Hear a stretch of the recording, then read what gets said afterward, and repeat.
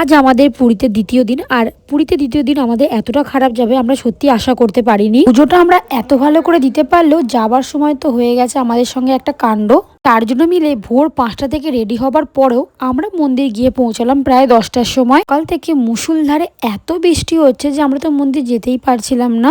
আর মন্দির যেহেতু 8টা থেকে 10:30 অবধি বন্ধ থাকে, সেই জন্য আমরা গিয়ে পৌঁছেছিলাম 10টার সময়। লাইন দিয়ে পুজো দিতে দিতে আমাদের বেজে গেছিল 11:30 পৌনে 12টা মতো। মন্দির থেকে ফিরে কফি খেয়ে আমরা 4জনে মিলে বেরিয়ে পড়েছি চিল্কা যাবার জন্য। চিল্কা যাবার রাস্তার ভিউটা ছিল তো বেশ অসাধারণ, আর তার সঙ্গে ছিল ওয়েদারের মজা। ওয়েদারটা এত ভালো করে দিয়েছিল যে মানে আলাদাই লাগছিল গাড়ি চালিয়ে যেতে। আমি এই ফার্স্ট টাইম চিল্কা গেলাম, আপনারা কারা কারা চিল্কা গেছেন অবশ্যই কমেন্ট করে জানাবেন। আর যাওয়ার পরে চিল্কা আর শিকা মুভ পয়েন্ট কানেকশন পয়েন্টটা হবে, আর গোয়া জেসা বিচ জেসা এই তিনটা স্পট। চিল্কা গিয়ে আমরা ভেবেছিলাম বোট রাইড করব, বাট ওনারা এত পরিমাণে রেট বলছিল যে আমাদের আর ইচ্ছাই হলো না। তার উপর ওনারা এখন বলেই দিচ্ছেন যে এখন তো ডলফিন দেখাই যায় না, শুধুমাত্র বোট রাইড করতে আপনার লেগে যাবে 4,000-5,000 টাকা।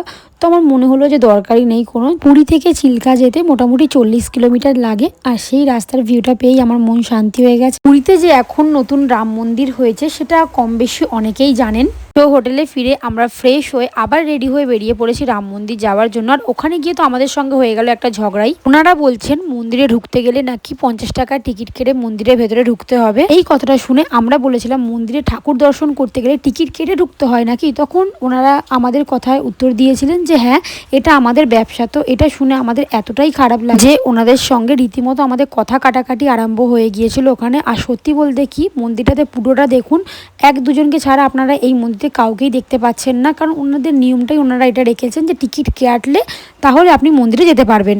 আমরা সেই মুহূর্তে ওখান থেকে বেরিয়ে আসি। এমনকি ওখানে আমাদের সঙ্গে আরও কিছু পাবলিক ছিল, সবারই খুব খারাপ লেগেছে কথাটা শুনে।